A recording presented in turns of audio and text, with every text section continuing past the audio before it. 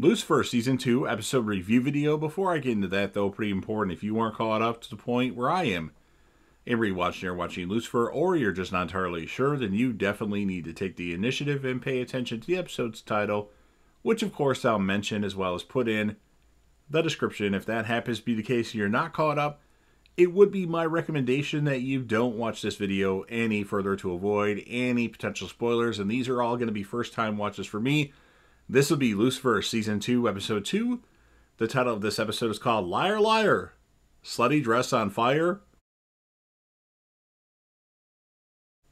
And this will be my review, reaction, recap after just finishing watching the episode last evening. We start off with a man on the ground in a suit, thought he was dead, but he gets up and asks if anybody's seen Lucifer, then proceeds to get hit by a bus. Then another person that was dead that wakes up and wants to know where Lucifer is.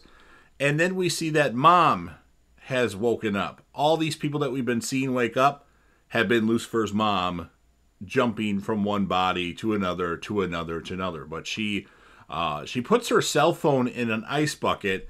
She's been stabbed in the back of the neck with a flathead screwdriver. She's able to keep this flesh sack in one piece. It has not been easy. Lucifer doesn't believe Mom's wounded bird story, and Lucifer decides to call Amenadiel to take Mom back to hell. And then Lucifer decides that he'll try to help out as long as he finds a blood trail that could make her story seem actually accurate. Lucifer finds a dead man in Mom's hotel room on the bed. Liar, liar, slutty dress on fire, the episode title. There's a knock at the door. It's somebody from housekeeping, so Lucifer takes Mom out of the hotel.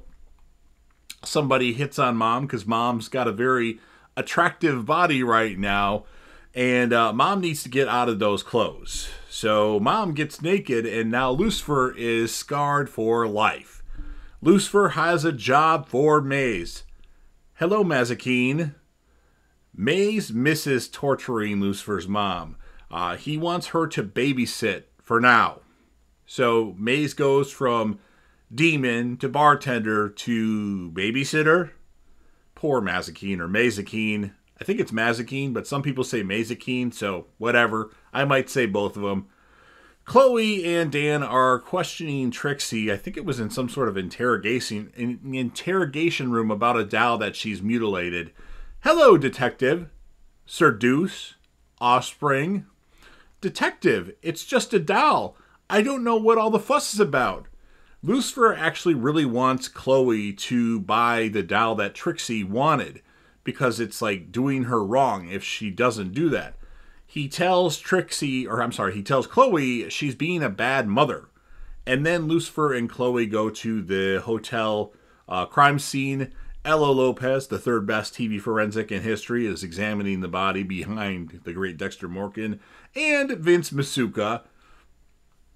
Lucifer tells her it was a screwdriver, and Ella says, yeah, you're good. Lucifer points out the phone that's in the ice bucket. Ella will try to restore the phone. Detective Douche says we've got another body. Ella has seen some guys with some pretty tiny lady hands, as they think that this is done by a woman, and that's why there's guys that have really tiny lady hands. Dan doesn't count. And at the moment in this episode, I was laughing my fucking ass off just because I thought that was really hilarious. But, it is what it is. So Ella didn't recover anything from the cell phone, but she did get a serial number off of it. Chloe tells her to lead with that information next time. Dan tells Chloe it's hot when she gives him orders since he's been demoted. Lucifer is praying. Ella keeps waiting for God to talk back to her too. Dr. Martin finds Amenadiel at his office, or his fake office, and Dr. Martin gives Amenadiel a hard time about using her. He didn't have to do that. Lucifer and Chloe go to the firm that the phone was what they had the phone on their account. Charlotte Richards is the owner of the phone and the owner of the hot body that Lucifer's mom has been hanging out in. It was assumed that she was out of town on a case. Lucifer asks the guy, I can't remember his name, I think he was in the reboot of Melrose Place, if I recall, if he wanted Charlotte gone. What do you desire? I want to be with Charlotte. We were in love. Charlotte hated her husband.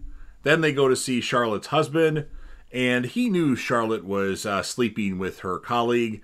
And Lucifer doesn't like Mr. Richards' wardrobe, as he's just wearing the most ridiculous clothes.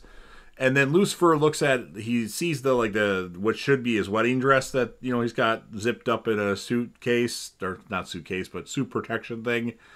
And he finds cocaine, and it's good stuff. Mazikeen, or Mazikeen, whatever you want to call it, I think it's Mazikeen, explains what a credit card is to Mom. And does Lucifer's mom have a name? I don't think they've said it yet. Maybe I just missed it. I apologize. I don't catch everything because I'm trying to watch the episode and take notes, and sometimes I'm not looking at the screen and paying attention to what's being said as I'm taking my notes. Otherwise, I could rewind 30 times during an episode, but I try to catch everything I can, and some things I just don't put in my notes because I feel like they're not that important, or there's too much stuff involved that I'm just not understanding. But anyway, and now I just went way ahead of where I was. And Lucifer got the doll that Trixie wanted, pisses Chloe, the detective, off. Mom says didn't deserve to be punished, and you know it too, Mazikeen. Mom is able to headbutt Maze and knock her out. Charlotte was trying to bring the cartel down. Mom's gone to Lucifer. She's wearing Maze's clothes, and she's got a corporate credit card. So Maze told her that your mom's gone. She was able to outsmart me, trick me, headbutt me, and took all the stuff. And then Maze tells Lucifer she told Mom about the deal that Lucifer made with the man upstairs. So Lucifer goes to confront a cartel guy at a tanning booth, thinking that they had this Charlotte person who's really Mom now.